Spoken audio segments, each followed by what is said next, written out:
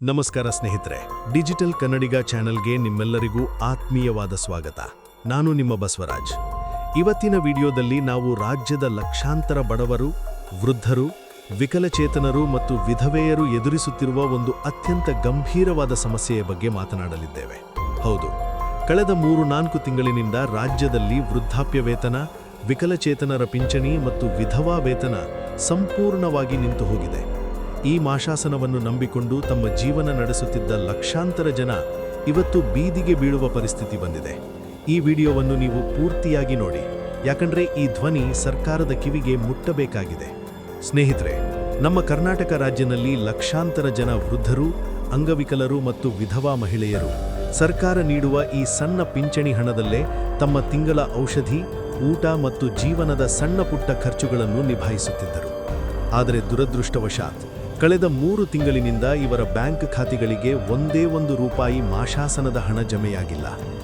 Guarantee ಯೋಜನೆಗಳ ಭರಾಟೆಯಲ್ಲಿ ಸರ್ಕಾರ ಬಡವರ ಮೂಲಭೂತ ಹಕ್ಕಿನಂತಿರುವ ಈ ಪಿಂಚಣಿ ಹಣವನ್ನು ನಿಲ್ಲಿಸಿಬಿಟ್ಟಿದ್ಯಾ ಅನ್ನುವ ದೊಡ್ಡ ಪ್ರಶ್ನೆ ಈಗ ಎಲ್ಲರನ್ನೂ ಕಾಡುತ್ತಿದೆ.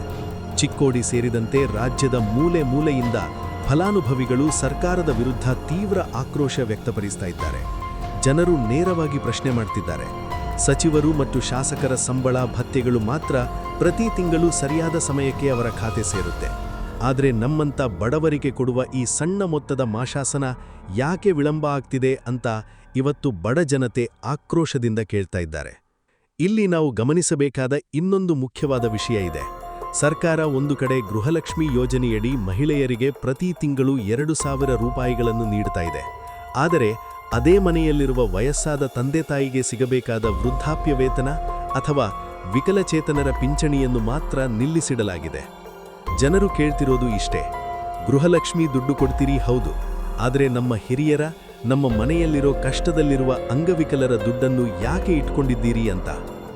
ಮಾಶಾಸನ ಹಣ ನಂಬಿಕೊಂಡಿರುವ ಎಷ್ಟೋ ಜನ ಇವತ್ತು ತೀವ್ರ ಸಂಕಷ್ಟದಲ್ಲಿದ್ದಾರೆ.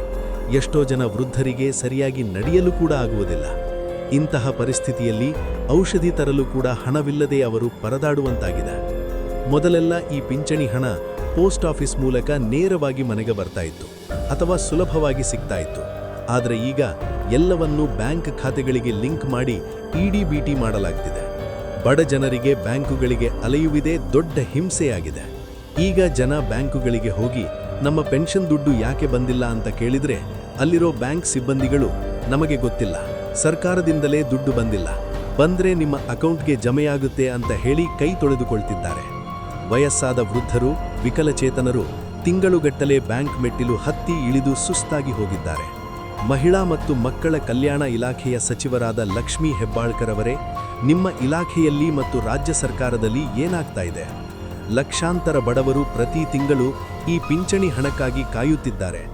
ನಿಮ್ಮ ಸರ್ಕಾರ ಜಾರಿಗೆ ತಂದಿರುವ ಗ್ಯಾರಂಟಿ ಯೋಜನೆಗಳ ಭಾರದಿಂದಲೇ ಈ ಪಿಂಚಣಿ ಹಣ ನಿಲ್ಲಿಸಲಾಗಿದೆಯಾ ಅಥವಾ ಬೇರೇನಾದರೂ ತಾಂತ್ರಿಕ ಕಾರಣಗಳಿವೆಯಾ?